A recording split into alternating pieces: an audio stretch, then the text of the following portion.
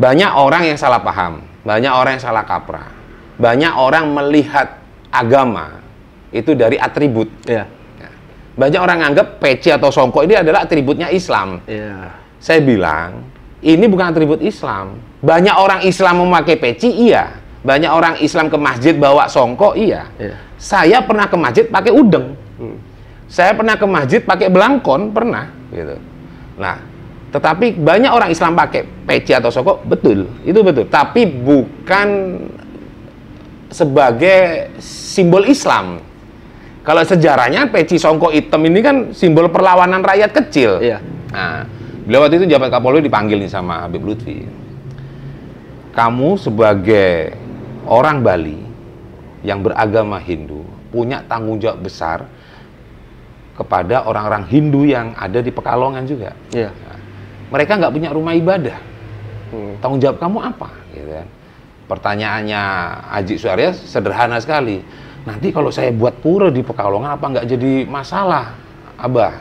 Jawabannya Abah apa? Kamu bangun, saya ikut bangun. Iya. Apa yang dilakukan oleh Habib Lutfi akhirnya? Ketika pura itu dibangun, Habib Lutfi itu ikut nyemen, ikut bawain bata, dan sampai sekarang pura itu masih ada dan menjadi wahana wisata juga gitu. Bali kan kiblatnya hanya pariwisata, kiblat ekonominya kan masih belum sektor yang lainnya yang kuat. Iya, betul. Nah, itu juga yang akan menjadi PR pimpinan daerah Provinsi Bali untuk mengembangkan sektor-sektor ekonomi di luar pariwisata. Oke. Kembali soal pertanyaan tadi, selama warga Bali, warga ber-KTP Bali yang tinggal di Bali menjalankan hajatan politik ini dengan azas-azas nilai-nilai kebangsaan, nilai-nilai Pancasila, mengabaikan isu-isu agama, mengabaikan isu-isu suku, saya yakin hajatan ini akan selesai dengan baik, dengan seperti yang diharapkan masyarakat banyak, gitu kan. Yang penting itu tadi, jangan sampai kalau ada yang melempar isu agama, melempar isu kesukuan ya, apalagi ada istilah nakdau tukat, aduh, udahlah. Semeton Gema Bali, kembali lagi bersama saya di sini. Kali ini saya bersama salah satu, bisa dibilang tokoh yang ada di Bali, yang dimana beliau ini sudah melalang buana di Bali ini sudah cukup lama dan kenal dengan beberapa, dekat bahkan dengan beberapa hal yang ada di Bali gitu, terutama para pelaku pemain yang ada di Bali. Kurang lebih seperti itu, diksi kasar kurang lebih seperti itu. Mari kita sambut Pak Mocha bin Kemal Al-Jawali sebagai Ketua Petanesia Bali. Terima kasih, Om Swastiastu. Om Swastiastu. Assalamualaikum Pak Ketua. Waalaikumsalam warahmatullahi. Pak Ketua, gimana kabarnya? Selalu sehat, selalu bahagia, amin. Astengkare. Selalu sehat dan selalu bahagia Pak Ketua. Amin. Amin, amin. Pak Ketua, ini izin ya manggil Pak Ketua ya, karena kan Bebas. Ketua Petanesia ini kan. Bebas. Aktivitas sehari-hari apa ngurusin Petanesia aja atau ada hal lain gitu Pak Ketua? Kalau Petanesia itu hati nurani.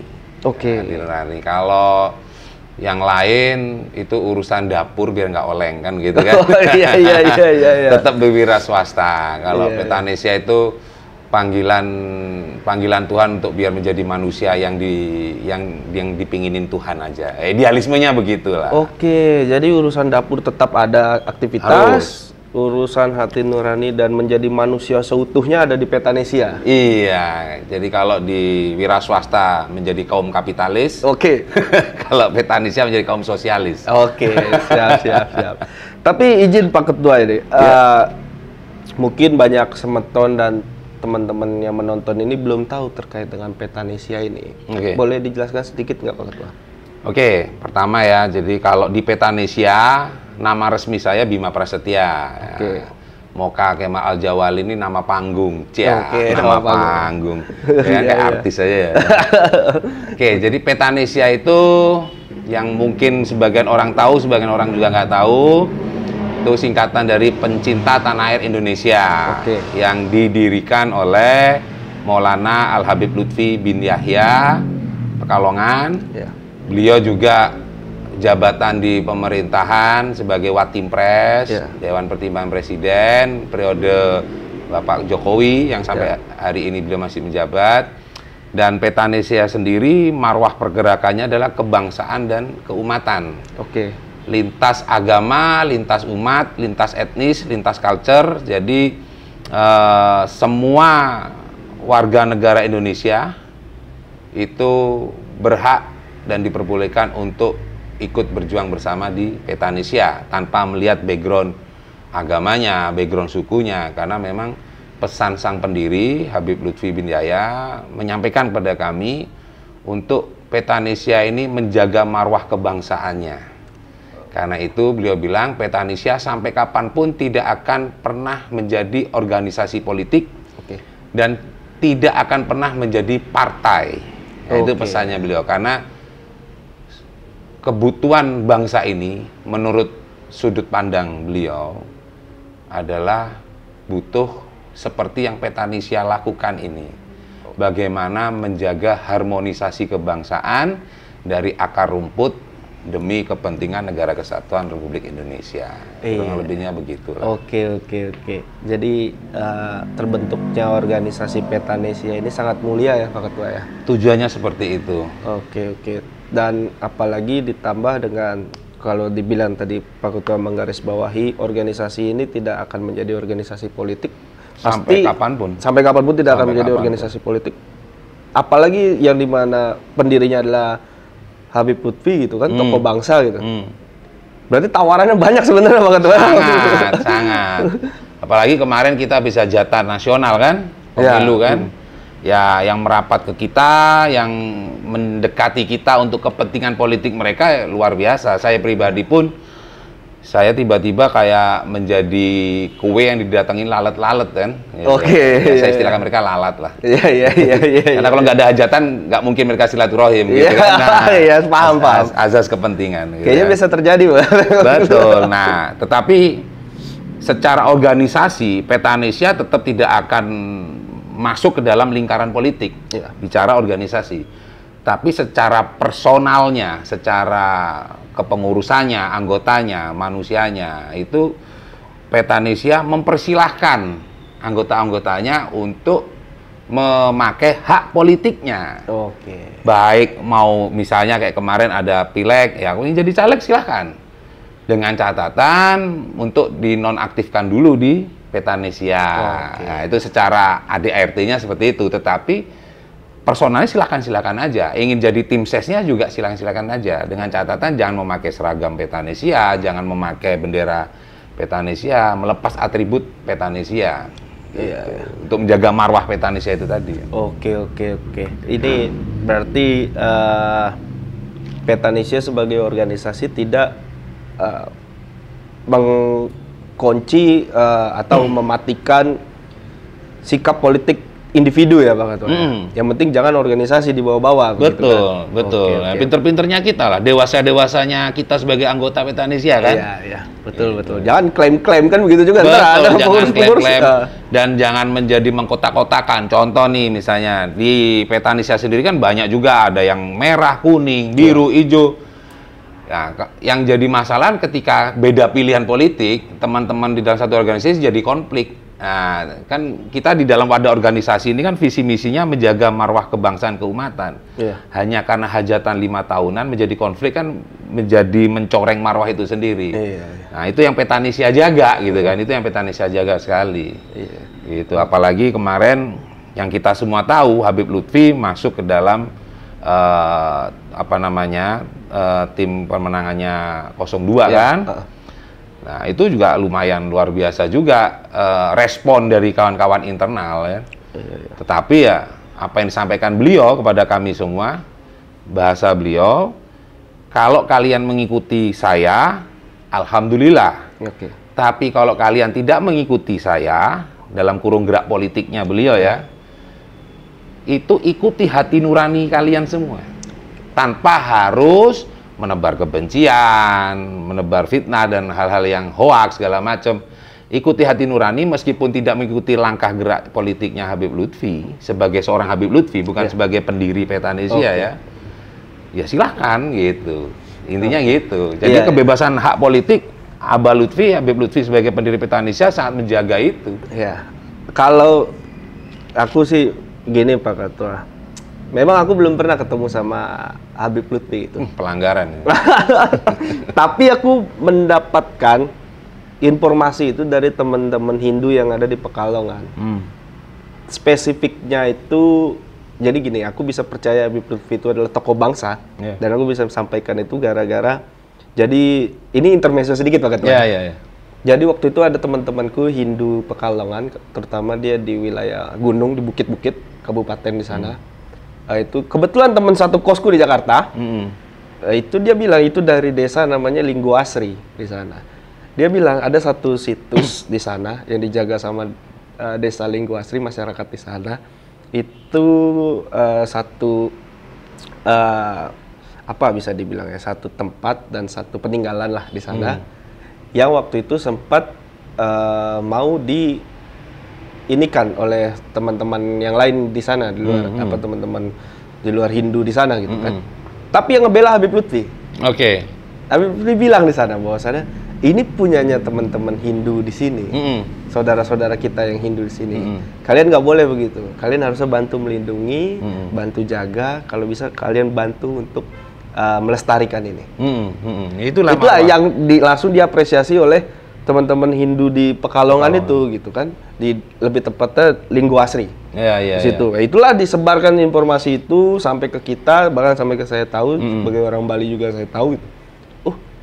Ternyata memang layak kita bilang Habib Lutfi ini adalah tokoh bangsa. Gitu. Tokoh bangsa. Karena memang menjaga kebinekaan ini. Betul. Iya. Ini juga sekedar informasi aja ya. Saya beberapa kali kan sering ikut beliau keliling untuk dakwah, untuk syiar gitu kan. Dan syiar beliau tidak spesifikasi tentang agama Islam saja. Malah lebih mayoritas isi konten dakwah beliau adalah kebangsaan gitu kan. Betul. Nah, setiap dalam perjalanan ketika beliau melihat ada bendera merah putih miring aja, itu pasti menyuruh supirnya untuk berhenti. Dan beliau tidak menyuruh orang lain untuk membenarkan bendera itu. Beliau turun sendiri dan membenarkan bendera-bendera itu untuk tegak kembali. Yang awalnya miring, beliau tegakkan kembali. Kalau benderanya banyak, itu otomatis kayak saya waktu itu ikut beliau, ya otomatis kita bantu beliau kan, nggak mungkin kita biarkan guru kita, bapak kita benerin sendiri. Tapi artinya patriotisme kebangsaan itu beliau sudah mendarah daging, dan itulah yang beliau transferkan roh itu kepada kita, gitu kan, spirit itu kepada kita. Dan cerita tadi umat Hindu di Pekalongan ini juga ada cerita yang sama juga. Jadi waktu itu ada namanya Aji Dewa Bagus. Aji Dewa Bagus Made Suharyo. Saya biasa manggilnya Aji Suharyo, mantan Kapolwil Pekalongan. Nah, beliau sekarang juga ketua Dewan Fatwa Kebangsaan Provinsi Bali, Petanisya. Nah, beliau waktu itu jabat Kapolwil dipanggil nih sama Habib Lutfi. Kamu sebagai orang Bali yang beragama Hindu punya tanggung jawab besar kepada orang-orang Hindu yang ada di Pekalongan juga. Nah, mereka nggak punya rumah ibadah. Tanggung jawab kamu apa? Gitu kan. Pertanyaannya Aji Suharyo sederhana sekali. Nanti kalau saya buat pura di Pekalongan apa nggak jadi masalah, Abah? Jawabannya Abah apa? Kamu bangun, saya ikut bangun.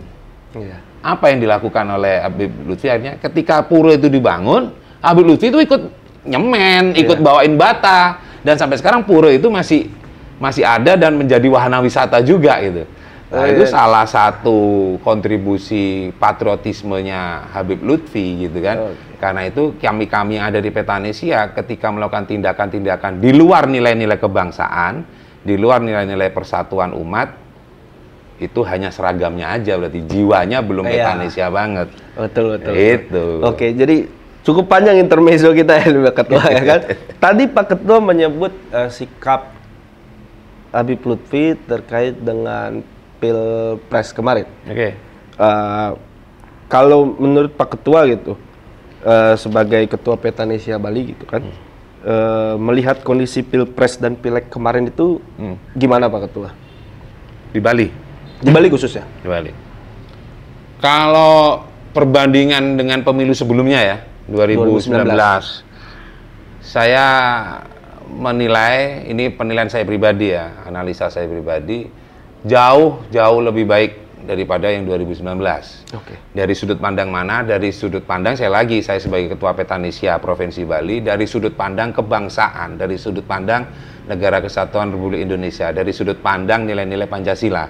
Kenapa? 2019 kita pahami semua adanya gap di tengah masyarakat, khususnya di grassroots, dengan isu-isu yang namanya cebong, kampret, gitu kan. Itu sangat mengganggu nilai-nilai kebangsaan. Dan di 2024 itu tidak ada isunya. Nah, isu itu bisa dibilang tidak terdengar sama sekali. Bahkan oknum-oknum yang kemarin suka meneriakkan nilai radikal, nilai-nilai radikal, tindak-tindak radikal juga tidak muncul gitu. Ibarat seperti dikurung tuh mereka itu kan, seperti dikurung. Ya kayak setan di bulan Ramadan dikurung kan. Itu kan tidak muncul di publik berita itu. Yang ada kan hanya masalah apa namanya ya perdebatan politik personal 01, 02, 03-nya atau pileg-pilegnya sendiri gitu kan. Tetapi isu-isu agama, isu suku tidak muncul gitu kan. Nah, ini menurut saya keberhasilan, kesuksesan pemilu di 2024 menjaga marwah kebangsaan. Itu penting bagi kami, khususnya di Petanesia gitu kan. Artinya apa yang kami perjuangkan kemarin itu kami merasa tidak sia-sia gitu kan. Kami merasa ikut berkontribusi menjaga nilai-nilai kebangsaan, dan itu terbukti di 2024 isu-isu itu tidak muncul. Itu membuat kami ya astungkara, puji Tuhan, alhamdulillah gitu. Oke, berarti secara garis besar sudah baik lah ya Pak Ketua ya. Ya, sudut pandang kebangsaan ya. Dari sudut pandang kebangsaan ini sangat luar biasa. Oke. Gitu. Ya, berarti udah clear segala macam ya, katanya soal pilpres, pileg gitu, dan aman dan damai lah ya Pak Ketua. Iya, karena gini loh, siapapun presidennya, siapapun calon legislatifnya, kalau isu tentang agama, isu tentang suku, isu tentang golongan itu masih menguat di akar rumput, mau dibuat kebijaksanaan pemerintah bagaimanapun, mau dibuat program-program pemerintah bagaimanapun, tidak akan pernah bisa jalan. Sudah pasti tidak akan pernah bisa jalan. Indonesia bisa disebut Indonesia karena harmonisasi perbedaan ini sangat kuat gitu loh. Dan kemarin ada beberapa oknum yang mencoba untuk mengganggu ini kan, mencoba memecah belah. Ya, Indonesia kalau terpecah belah itu yang senang asing. Sudah pasti yang senang asing. Makanya yang mencoba memecah belah Indonesia dengan isu-isu agama itu bagian dari kepentingan asing dengan membawa-bawa nama agama ya. Apapun agamanya. Itu yang kita menjadi apa bahasanya? Kita menjadi satpamnya Indonesia ya. Ngabdi lah kita ini, ngabdi. Sebenarnya aku pengen bahas soal luar itu tadi Pak Ketua. Cuman kayaknya nanti kita ngelebar ke geopolitik gitu. Nah, nggak masalah kalau memang. Janganlah. Kita Bali aja dulu Pak Ketua. Siap. Mungkin di next kita ini nanti baru lah. Siap. Kita ngobrol itu. Oke Pak Ketua. Berarti kan udah selesai semua. Nah, kan kedepannya ada pilkada Pak Ketua ya. Kedepannya ada pilkada gitu. Terus hari ini Pak Ketua, yang dimana kita masih bulan April Mei ini, menuju ke November kan masih jauh Pak Ketua. Masih ada Juni, Juli, Agustus, September, Oktober, masih 6 bulan kurang lebih Pak Ketua. Masih ada situ. Tapi ada satu sosok gitu. Kita bicara satu sosok yang balihonya udah di mana-mana Pak Ketua gitu kan. Sedangkan kayaknya pilpres sama pileg kemarin nggak segitunya gitu kan. Kok ini di Bali balihonya udah kemana-mana gitu. Menurut Pak Ketua gimana? Ya, selama baliho itu isinya coblos saya, tidak ada tulisan coblos saya, pilih saya, mungkin ya sedang mencoba untuk branding personal lah mungkin mungkin kalau bicara itu ya. Tetapi menurut saya siapapun boleh saja sih pasang baliho ya untuk kepentingan pilkada ya. Selama itu tidak melanggar peraturan dari yang yang punya hajat ya, KPU ya. Yang punya hajat di pilkada nanti, selama itu tidak melanggar peraturan itu ya silakan aja gitu kan. Mungkin juga di baliho itu juga tidak ada tulisan pilih saya Bali 1 atau apa, hanya sekedar personal branding aja kan. Ya mungkin sah-sah saja ya. Siapapun boleh-boleh saja. Mungkin Besok saya akan pasang baliho juga foto saya gitu kan. Nah, boleh tuh Pak Ketua. Boleh aja kan. Kita bahasanya mungkin cek ombak gitu. Nah, iya cek ombak kan. Ujung-ujungnya nanti saya nggak nyalon juga kan. Hak saya juga. Iya. Kan seperti itu. Ya, Seperti kalau itu sih. kalau di Jakarta kemarin kan ada balihonya Sahroni.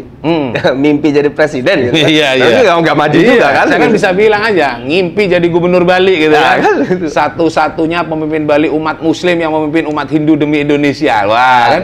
Iya, Ya iya. angen-angen namanya juga angen-angen kan. Ya, Iya, kita kan nggak bahas agama di sini. Ya, oke.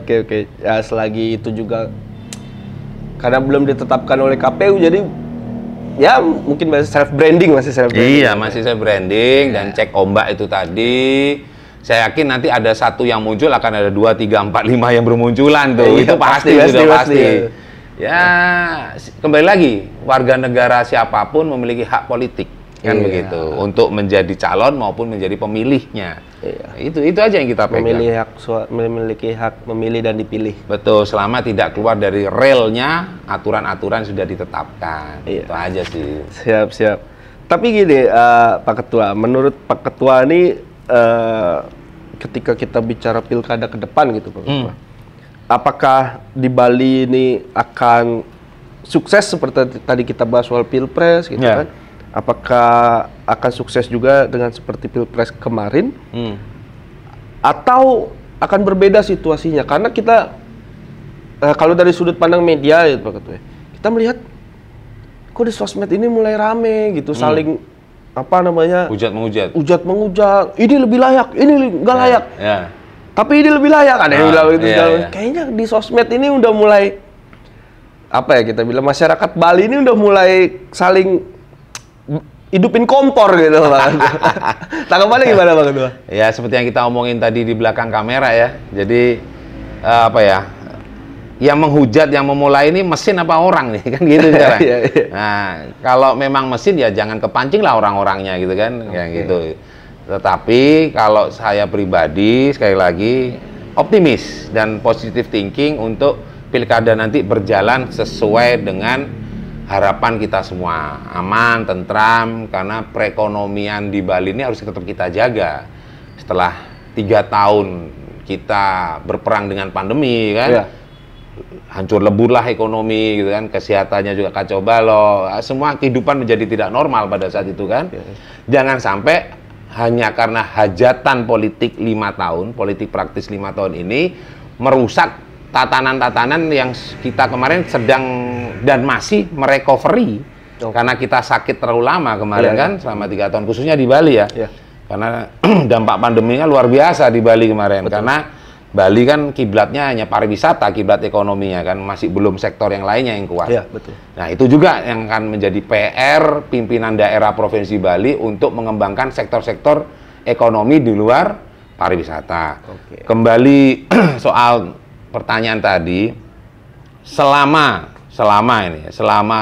warga Bali, warga ber-KTP Bali yang tinggal di Bali menjalankan hajatan politik ini dengan azas-azas nilai-nilai kebangsaan, nilai-nilai Pancasila, mengabaikan isu-isu agama, mengabaikan isu-isu suku, saya yakin hajatan ini akan selesai dengan baik, dengan seperti yang diharapkan masyarakat banyak gitu kan. Yang penting itu tadi, jangan sampai kalau ada yang melempar isu agama, melempar isu kesukuan ya, apalagi ada istilah nakdau tukat, aduh, udahlah. Kalau ada yang buang isu nakdau tukat, udah itu bukan orang Bali lah, bukan orang Bali. Meskipun dia ngaku keturunan Trah Bali gitu ya, apalagi ngaku raja tapi ngomong nakdau tukat, nah, udahlah, janganlah. Itu buat saya sangat riskan ya, karena besarnya Bali ini selain karena adatnya yang kuat, itu ada harmonisasi dari para pendatang juga, harmonisasi warga lokal Bali untuk menerima para pendatang, dan para pendatang juga menghormati tanah yang dipijak di Bali, menghormati adat-adat yang sudah ada. Ini kan sebuah kekuatan Bali yang luar biasa, gitu kan? Ya, kalau jadi gini Pak Ketua, kan saya berjuang waktu itu, masih berjuang juga sekarang gitu. Maksudnya masa pendidikan saya di Jakarta waktu itu, kuliah saya di Jakarta. Jadi di Jakarta tuh bahkan di beberapa daerah lah, cuman saya bicara Jakarta aja, ada asrama mahasiswa Bali. Oke. Isinya tuh mahasiswa Bali semua. Ya mau itu Hindu, Islam, selagi dia KTP Bali, dia boleh tinggal di situ. Oke. Nah, kadang begini kita mikir di asrama itu, kita mikirnya begini. Kok ada gampang ya semeton kita, orang-orang kita di Bali ini bilang nak dauh tukat gitu-gitu. Dia nggak mikirin dampak kita ini yang lagi ngerantau gitu. Betul. Betul. Misal nggak terima nih itu apa saudara-saudara kita yang dibilang seperti itu, nggak terima di Bali dia digituin gitu. Padahal dia udah menjaga etika yang ada di Bali itu. Terus kita yang di luar Bali gimana yang sedang merantau gitu kan? Makanya kita kadang kesel juga gitu. Betul, ya merantau kita kesel juga itu. Makanya seperti yang tadi saya bilang, siapapun yang menyampaikan isu nak dau tukat lah, menyampaikan isu tentang kesukuan, primordialisme ya. Siapapun dia, siapapun kelompoknya, mau terah turunan raja, mau terah keturunan malaikat sekalipun gitu ya. Tetapi ketika melempar isu yang berpotensi memecah belah umat, memecah belah khususnya yang ada di Bali ya, yang sudah terjaga harmonisasinya dari ratusan abad tahun yang lalu. Itu sudah ada situs-situs sejarah kan, harmonisasi antar agama, harmonisasi antar suku dari ratusan abad tahun lalu, situs-situs sejarah itu kan masih ada di Bali. Artinya ketika ada kelompok atau oknum seseorang yang melempar isu-isu primordialisme tadi itu tujuannya bukan membela Bali sebenarnya. Itu malah menghancurkan Bali seperti apa yang disampaikan Beli Arya tadi. Artinya banyak saudara kita Bali di Lampung, di Sulawesi, ya kan? Banyak di Pekanbaru, di Jakarta apalagi gitu kan. Banyak sekali. Jangan sampai hanya karena kebodohan satu oknum yang ingin, nggak tahu apakah mereka memang punya misi, satu kelompok dengan antek asing untuk menghancur leburkan Indonesia lewat Bali, jangan sampai terpancing lah kita gitu kan. Sekarang kita lihat, mungkin Beli Arya nggak tahu ya, kayak di Pantai Sese itu ada makam tokoh Muslim dari abad, saya tolong dikoreksi kalau salah ya, dari abad 17 apa 16 gitu ya. Itu namanya Pangeran Masepuh gitu. Itu tokoh Muslim di Bali yang makamnya ada di dalam pura. Yang jaga pemangku Hindu. Bahkan Pak Mangkunya ini kalau saya mau ziarah ke sana, saya telepon mau jam berapapun beliau pasti hadir dengan sukacita gitu kan. Bahkan kalau saya lama nggak datang ke makam Pangeran Masepuh itu malah ditanyain sama Pak Mangku ini, kok udah lama nggak kesini gitu ya. Artinya seterbuka itu gitu ya, seharmonis itu. Itu contoh salah satunya. Contoh lagi di Bedugul. Di Bedugul itu di puncak Bukit Bedugul itu ada makam tokoh Muslim juga dari abad 16-17 juga. Di sana ada namanya Syekh, kalau nggak salah ya, namanya Maulana Syekh Umar Yusuf Maulana Al-Maghribi. Nah, Al-Maghribi, famnya Al-Maghribi, Yusuf Maulana Al-Maghribi. Dia tokoh Muslim yang juga penasihat kerajaan juga zaman itu, zaman Mengwi apa Tabanan ya, saya kurang paham. Di situ ada pelinggi-pelinggi umat Hindu juga.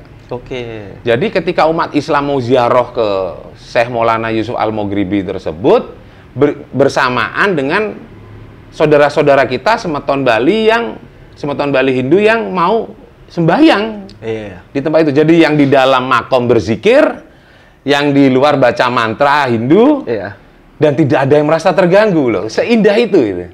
Seindah itu. Jadi taksu Bali sangat kuat karena itu. Jangan sampai dirusak dengan istilah-istilah, isu-isu kesukuan, isu agama, salah satunya nak dau tukat. Ini sangat, kalau buat saya ini apa ya? Buat saya ini oknum yang nggak bisa kita biarkan terus-terusan untuk menciptakan potensi-potensi perpecahan umat. Itu karena tidak semua grassroots di bawah memahami bahwa itu dari hal yang sederhana itu bisa memecah potensi pecahan umat yang lebih besar. Nah, ini yang perlu kita waspadai. Siap, gitu. Pak Ketua. Ini seperti itu sih. Luar biasa kalau ngobrol sama Pak Ketua gitu ya kan. Yang datang luar biasa masalahnya. Aduh ampun Pak Ketua itu. Terakhir nih Pak Ketua. Siap. Bicara soal tadi kita balik lagi sedikit soal pilkada Pak Ketua ya. Kita bicara terakhir sebagai ini Pak Ketua. organisasi masyarakat itu, Petanesia itu, yang dimana mungkin kalau saya boleh ucap, funding father-nya adalah Habib Lutfi, gitu kan. Kemarin juga udah terkait Pilpres, memang Habib Lutfi ada urusan pribadi, kan gitu, sikap pribadi beliau. Betul. Tapi kalau terkait pilkada di Bali ini, sudah adakah atau tidak adakah, atau belum adakah pesan dari Habib Lutfi terkait dengan Bali, Pak Ketua? Oke, jadi gini, saya waktu Lebaran kemarin saya juga sowan juga ke Habib Lutfi ya. Pesan beliau tidak pernah berubah. Pesan beliau selalu mengedepankan dan menggarisbawahi dan menegaskan, jaga persatuan, jaga harmonisasi yang sudah ada khususnya yang di Bali. Jangan sampai hanya karena kepentingan hajat politik 5 tahunan itu menjadi konflik yang membesar, yang ranahnya bisa mengganggu harmonisasi kebangsaan tadi, harmonisasi umat. Jadi artinya siapapun yang kalian pilih silahkan ikuti hati nurani. Ikuti hati nurani tanpa harus sekali lagi menebar hoak, menebar kebencian, bahkan ya apa namanya, merendahkan salah satu calon, lawan yang tidak kita dukung misalnya. Jangan sampai menyerang personality gitu kan, baik dari segi agamanya, sukunya. Karena yang maju ini kan calon gubernur. Bukan calon tokoh agama yang mau kita pilih ini kan. Bukan calon perwakilan daerah yang akan kita pilih. Calon perwakilan suku kan bukan. Yang kita pilih adalah calon pimpinan umat dari semua umat, dari semua warga negara yang ada di Bali, yang ber-KTP di Bali maupun yang belum ber-KTP Bali. Kita akan memilih calon pemimpin itu. Berarti kriterianya adalah pemimpin yang bagaimana? Pemimpin yang bisa mengayomi semua umat tanpa melihat isu-isu agama tadi, melihat dari konteks suku tadi. Nah, kita pilih pemimpin begitu. Itu pesan-pesan yang sangat kuat dari beliau. Jadi beliau tidak pernah mengkhususkan harus kalahkan ini, harus dukung ini, tidak. Beliau selalu mengedepankan tentang kebangsaan. Sama seperti waktu ketika beliau pilih 02 pun waktu itu. Meskipun beliau kan punya banyak organisasi ya, tidak hanya Petanesia, banyak sekali organisasi yang beliau bidangi dan beliau menjadi pendiri di sana. Nah, beliau tidak pernah memaksa untuk kita semua mengikuti beliau. Makanya kembali beliau bilang, kalian kalau tidak mengikuti saya, ikuti hati nurani. Artinya beliau tidak, sekali lagi ya, tidak memaksakan kehendak gitu. Nah, artinya apa? Beliau tetap menjaga nilai-nilai perbedaan dalam bentuk harmonisasi tadi itu. Nah, ini harus kita tangkap, pesan itu harus kita tangkap. Nah, artinya sekalipun beliau berbeda pilihan politik dengan kita, bukan berarti terus kita memusuhi beliau. Beliau aja nggak memusuhi kita kok. Beliau aja malah memerintahkan kita untuk ikuti hati nurani. Kenapa kita harus memusuhi beliau karena beda politik? Saya yakin beliau punya pandangan politik, beliau punya pandangan yang beliau lihat, yang kita tidak lihat ya, yang kita tidak lihat, beliau lihat. Saya kenal beliau sudah lama, ya belum terlalu lama lah, masih 8 tahun ya saya dekat sama beliau. Tetapi saya mencoba memahami gerak-gerak beliau tentang kebangsaan ya. Artinya ketika beliau kemarin mendeklarasikan diri mendukung 02, itu artinya beliau turun gunung. Seorang tokoh besar turun gunung, pasti ada sesuatu yang beliau lihat, yang kita tidak lihat. Nah, karena kita tidak lihat, beliau lihat, muncullah perbedaan. Bukan berarti perbedaan terus akhirnya menciptakan pemikiran, persepsi, wah Habib Lutfi nggak komitmen nih. Ya nggak begitu juga. Kita kan tidak bisa melihat apa yang beliau lihat. Kan begitu ya.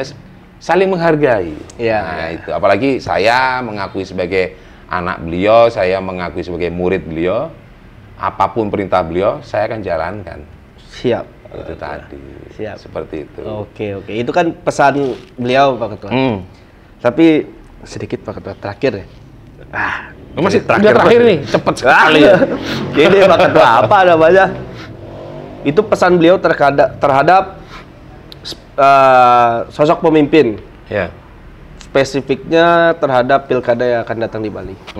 Itu pesannya seperti itu. Nah, tapi kalau dari segi Pak Ketua secara pribadi dan Petanesia Bali, Pak Ketua, saya nggak akan bertanya akan mengusung siapa, karena kan belum. Iya, iya. Belum ditetapkan KPU Bali Iya, siapa iya. ini, Betul, jangan begitu. Betul. Tapi udah ada yang PDKT belum ketua? Pak Ketua?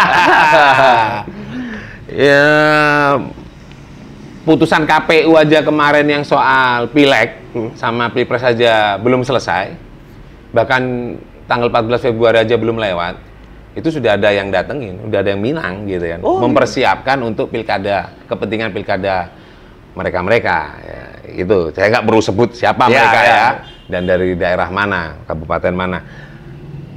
Kita tetap menjawab apa istilahnya ya, maksud mereka, pinangan mereka gitu ya. Kita sampaikan begini, Petanesia ada di Bali, tugasnya sebagai satpam, sebagai pagar untuk sekali lagi menjaga harmonisasi tadi. Jadi tugas kita adalah bagaimana pilkada ini tetap berjalan di atas norma-norma kebangsaan, kan gitu. Ketika ada muncul yang di luar norma-norma tadi, di situ Petanesia bertindak. Tapi ketika norma itu tetap berjalan seperti yang kita harapkan, Petanesia akan tetap mengawal. Ini kita bicara secara organisasi. Tetapi kembali lagi, kalau secara personal kita kembalikan kepada anggotanya masing-masing, pengurusnya masing-masing. Termasuk saya mungkin secara personal, pinangan mereka mungkin salah satu akan saya terima.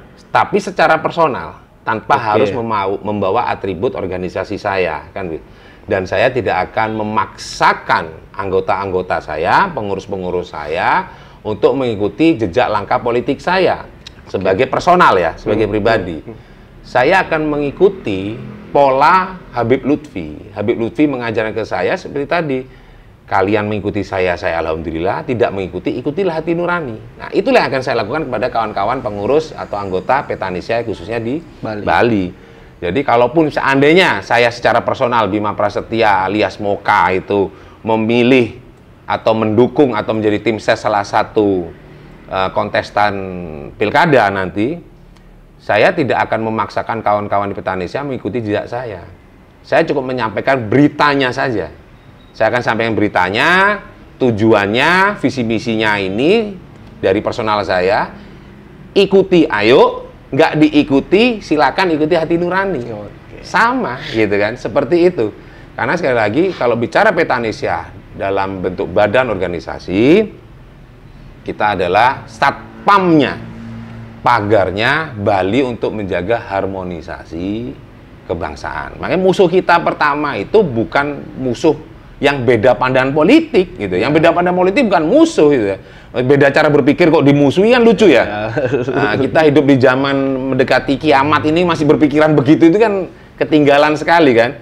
Hanya karena beda pandangan politik kita bermusuhan, itu menurut saya perlu dibawa ke psikolog gitu ya. Beda cara berpikir kok jadi musuhan gitu kan. Itu kan dewasanya terlambat ya. Yang kita anggap musuh adalah oknum-oknum yang ingin memecah belah umat lewat Bali ya khususnya. Dengan isu-isu agama suku tadi itu musuh kita. Jadi kalau itu ada yang apa namanya, yang melontarkan isu-isu itu pasti akan kita hantam dengan cara kita tentunya, tidak hantam maksudnya secara harfiah kita hantam, tidak. Dengan cara Petanesia punya dengan diplomasinya gitu kan. Yang artinya tujuannya untuk mengingatkan gitu kan oknum-oknum tersebut. Kalau tidak bisa diingatkan, kita melakukan tindakan selanjutnya kan seperti itu. Yang tujuannya adalah ayolah Bali ini kita jaga harmonisasinya, biar masyarakat ini berekonominya sehat, berkesehatannya juga sehat kan begitu. Seperti itulah kurang lebih. Nah, dan tambahannya juga saya dari tadi kan mengedepankan tentang marwah kebangsaan ya. Nah, ini kebetulan juga saya sedang berpakaian seperti ini kan. Yang ini mungkin perlu saya jelaskan juga gitu ya, mumpung saya kan sekarang pakai peci nih. Nah, yang nggak tahu saya juga pakai sarung ini kan. Nah, pakai sarung. Saya nggak perlu berdiri sarung nanti. Saya kan nggak ikut branding sarung ini, nggak endorse. Nanti belum di endorse kan, belum di endorse. Kalau di endorse saya akan berdiri nih. Saya pakai sarung nih hari ini. Bukan karena tujuan untuk apa namanya, untuk podcast ini sebenarnya. Karena tadi saya sempat mengantar Habib Salim Al-Bafaqih, tokoh muslim di Jemberana, dari Jemberana ke bandara, beliau mau ke Jakarta. Itu apa namanya, banyak orang berpikiran Petanesia ini kok katanya lintas agama, lintas umat, tapi ketuanya kok Islam banget. Nah, banyak itu yang terlontar seperti itu. Masih banyak, masih banyak. Tapi bukan dari internal ya, eksternal. Eksternal, oke. Eksternal. Nah, ini perlu saya luruskan, nih, mumpung ini ya, mumpung. Boleh, silakan. Karena saya lihat viewernya Gema ini luar biasa juga. Gitu. Luar biasa. Nah, artinya begini, banyak orang yang salah paham, banyak orang yang salah kaprah, banyak orang melihat agama itu dari atribut. Banyak orang anggap peci atau songkok ini adalah atributnya Islam. Saya bilang, ini bukan atribut Islam. Banyak orang Islam memakai peci, iya. Banyak orang Islam ke masjid bawa songkok, iya. Saya pernah ke masjid pakai udeng.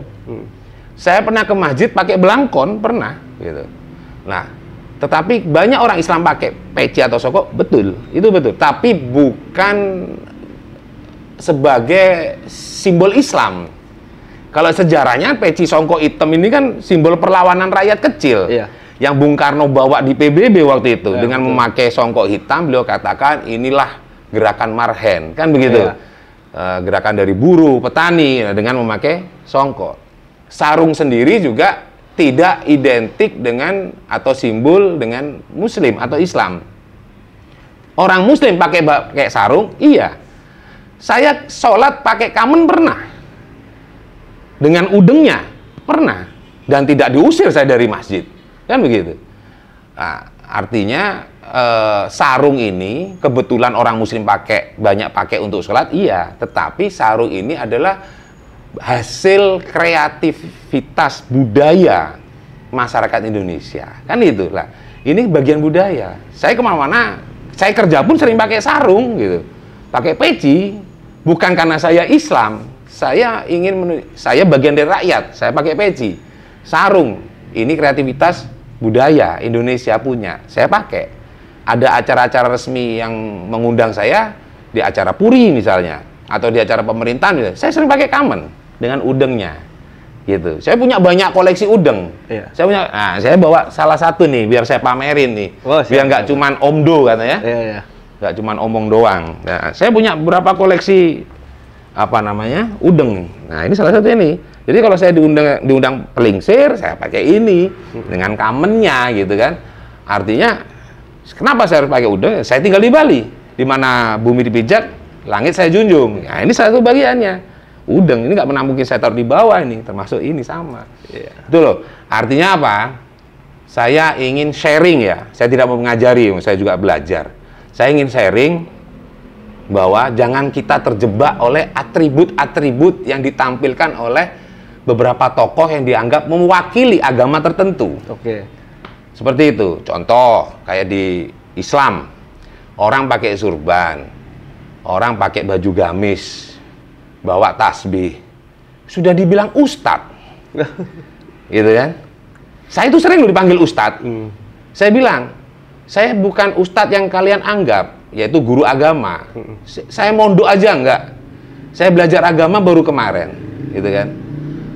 Tapi kalau ustadz yang artinya berusaha taat, saya, gitu. Tapi kalau ustadz dianggap guru, bukan. Jadi banyak karena saya memakai simbol yang dianggap ustadz, bahkan saya sering dipanggil Habib. Ini kan malah lucu. Saya bukan keturunan Habib juga, gitu kan. Saya jelaskan kepada mereka. Lah, ini artinya apa? Hanya karena saya memakai simbol-simbol agama. Dan itulah yang muncul di luar agama Islam juga, seperti di Kristen, di Hindu. Kawan-kawan saya pakai udeng, kamen, udah kelihatan seperti pemangku, pedanda gitu kan. Seperti itu gitu.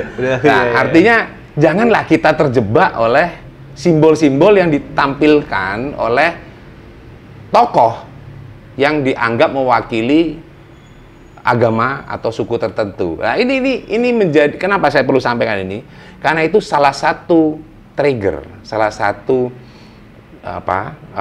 awal untuk memainkan isu-isu agama dan suku itu tadi. Seperti itu. Nah, ini yang harus hati-hati. Saya sering kok pakai sarung songkok saya ke pura. Sering.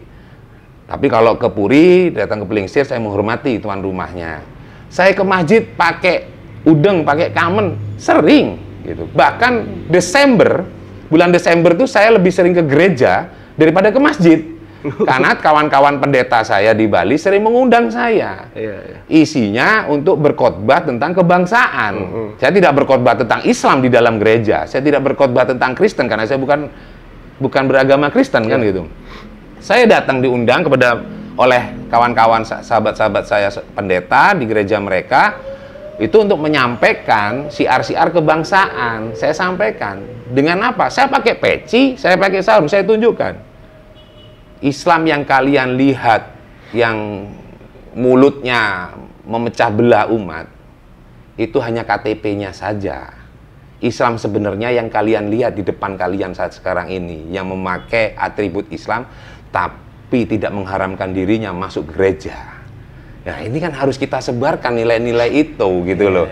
Indonesia itu butuh seperti itu gitu loh. Jangan karena terjebak atribut ya, apalagi maaf. Kalau orang sudah melihat tokoh agama ini seperti melihat nabi. Mengkultuskan gitu loh. Kita menghormati iya. Menghargai beliau iya. Jangan dikultuskan gitu. Tuhan pun akan marah gitu kan.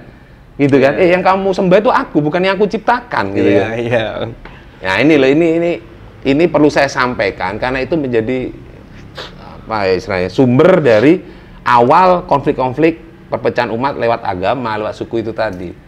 Ini yang Petanesia jaga bener gitu loh. Jadi kalau ada yang tetap nganggep Petanesia ketuanya kok kuat banget Islamnya ya.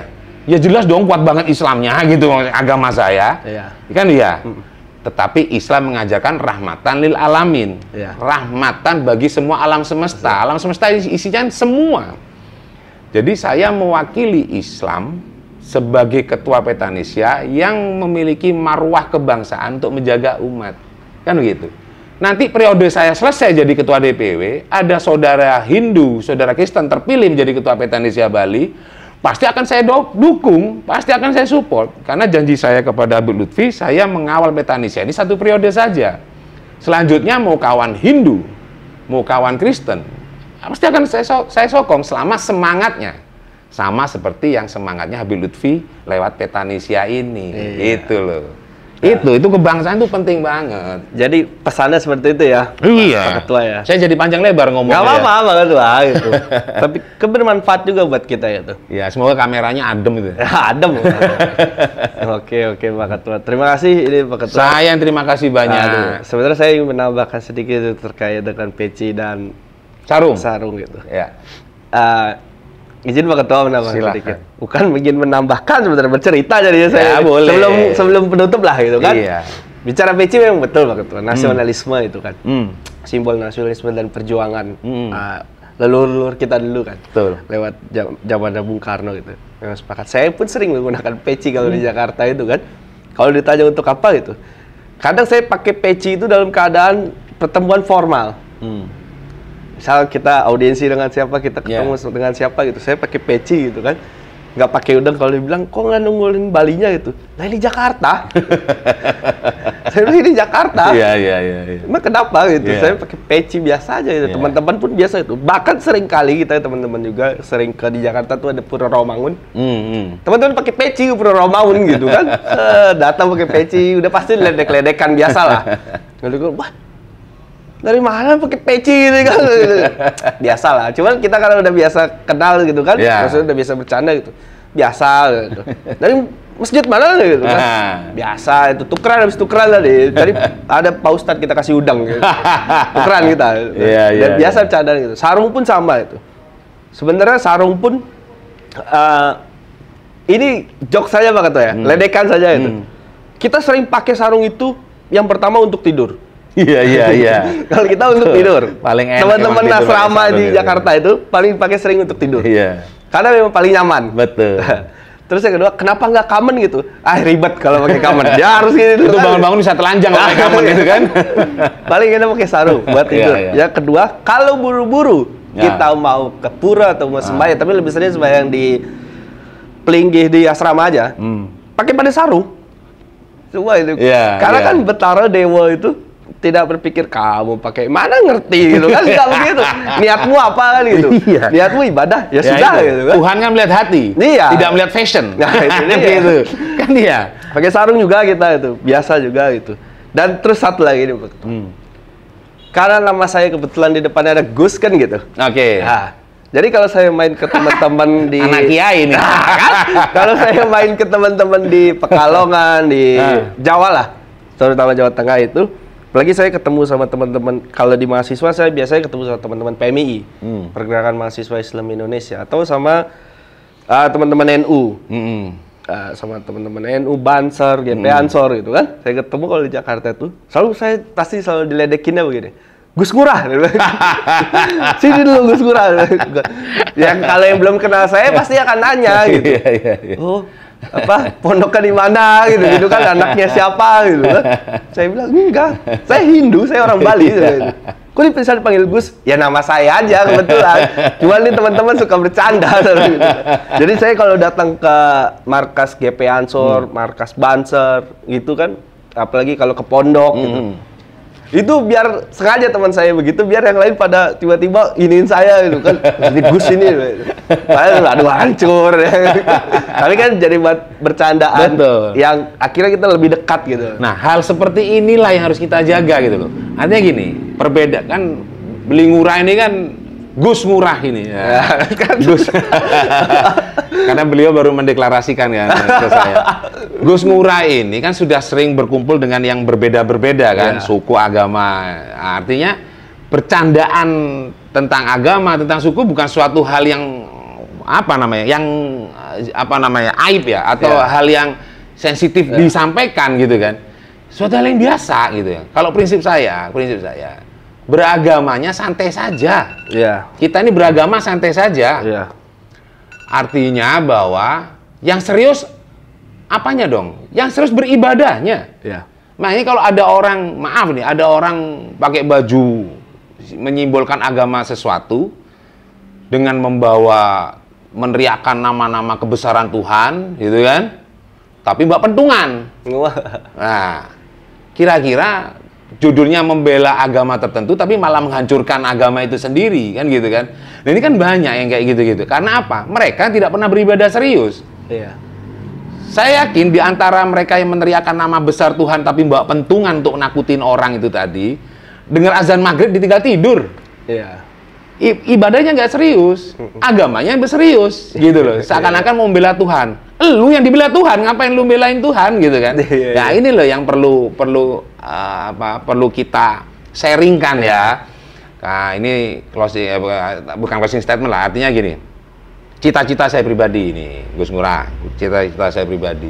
Saya pingin orang sudah lupa yang namanya kosakata toleransi. Itu cita-cita saya. Orang sudah menganggap apa yang dilakukan itu sudah bertoleransi, tanpa harus perlu membranding, mempromosikan kosakata toleransi. Kenapa kita sering branding kosakata toleransi? Karena hal itu masih terjadi, ketidaktoleransian ini, intoleransi masih terjadi, karena itu kita gaungkan toleransi.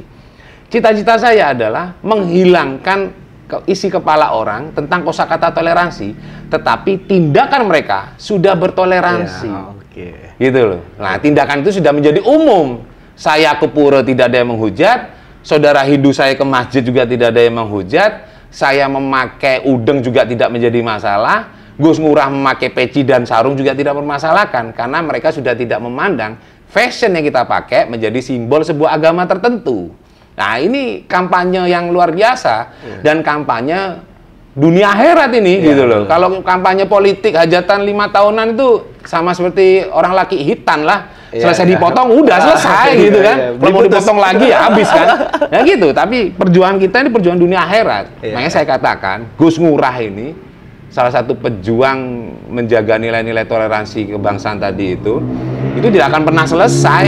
Dan saya yakin Tuhan menilai kemuliaannya Gus Ngurah itu lebih daripada orang-orang yang hanya sekedar mengejar kepentingan politik. Seperti itu kurang lebihnya. Aduh, jadi panjang lebar sekali. Jadi nggak masalah. Tapi kalau bahas itu soalnya menarik Pak Ketua, karena bukan gimana ya, saya juga secara pribadi ingin mencerdaskan kehidupan bangsa juga, walaupun saya bukan guru gitu kan, men-sharing pengalaman saja gitu. Kita sharing. Kemarin pun terakhir juga begitu. Jadi salah satu ketua Kalau di Muhammadiyah namanya dia PCM, Pimpinan Cabang Muhammadiyah. Iya. Itu tingkatan kecamatan di Rawamangun, Jakarta Timur. Karena saya aktifnya waktu kuliah kemarin di daerah sana kan. Ketua PCM-nya tuh CS saya. Oke. Saya bilang CS, namanya Om Weli, saya manggilnya Om. Om Weli itu CS kita itu. Beliau sering datang gitu kan ke pura, kita selalu diajak makan di, bahkan bahasa mereka ini teman-teman apa mahasiswa nih, kalau mahasiswa Hindu nih kalau lapar datang aja ke PCM gitu. Makan bareng sama kita gitu kan. Jadi asik kan? Asik gitu. Asik. Bahkan kita selalu kayak kemarin bulan puasa itu kan. Teman-teman tuh nanya, itu Om Weli tuh nanya ke saya. Saya lagi di Bali, saya ditelepon. Tuh, ya Om, gimana? Saya bilang. Ini ada teman-teman mahasiswa Hindu di Jakarta tuh. Oh banyak, adik-adik gimana? Sini ajak datang sini kumpul gitu. Kita buka puasa bareng gitu. Oke, datang. Kan namanya mahasiswa ngerantau nih. Iya. Pak Ketua. Ada makan gratis Ada ya, program hemat ini. Mau di mana gitu kan? Diajaknya di itu kan di Muhammadiyah itu. Ya oke aja. Dari situ, dan begitu pun sebaliknya gitu, kita sering undang, ngobrol-ngobrol itu. Ya itulah salah satu simbol yang minimal kita ini sudah jalankan. Iya. Sudah jalankan yang dimana kita, kalau dalam arti gini, kalau kita ada, saya pribadi ada istilah sih, kalau kamu belum bisa seperti itu, ya minimal kamu jangan membuat onar ya hal yang seperti itu. Betul. Kalau kita tidak bisa berkontribusi, setidaknya jangan bikin masalah gitu. Udah cukup diam aja kalau memang gitu. Iya. Kalau kamu memang hati nuraninya belum bisa seperti itu, jangan bikin masalah. Jangan bikin masalah. Udah, gitu aja. Gitu. Dan Indonesia ini sakral loh. Hati-hati bener. Sakral. Saya mempercaya itu, khususnya tanah Bali ya. Khususnya tanah Bali. Siapapun orang yang ingin mengganggu tatanan Bali yang sudah ditata ratusan tahun yang lalu, berabad-abad tahun yang lalu, ada yang merusak keharmonisan itu tanahnya nggak akan terima, bumi Bali nggak akan terima. Itu saya yakin betul orang-orang yang itu pasti Tuhan, kalau bahasa Islam ya, akan kasih azab, tinggal tunggu aja waktunya itu. Iya, bahkan tinggal tunggu waktunya kan itu. ada begini juga Pak Ketua, di Bali itu ada istilah juga kan, yang lagi rame lah di sosmed itu, dibilang begini, bukan kamu yang memilih untuk tinggal di Bali, tapi Bali yang memilih kamu untuk tinggal di Bali. Bali yang mengundang. Saya itu ke Bali udah bolak-balik, baru netep di tahun 2009. Tapi karena waktu itu saya sempat kerja di Kompas, saya dipindahkan ke Bandung, saya 2014 balik lagi. Lah, yang nyuruh balik lagi siapa gitu? Saya kan udah ada keinginan balik lagi waktu itu, tapi karena urusan kerja jadi balik, dan sampai hari ini gitu kan. Artinya ini saya merasa saya diundang oleh Bumi Bali, ya saya harus menjaga yang mengundang kan. Ketika Gus Ngurah ngundang ke rumah Gus Ngurah, saya nggak mungkin banting meja, banting kursi di rumahnya Gus Ngurah, kan nggak mungkin. Iya kan? Bisa dibelati saya sama Gus Ngurah. Saya harus jaga adab saya. Itu tadi, bumi dipijak, langit dijunjung. Makanya Bali ini luar biasa, sangat luar biasa.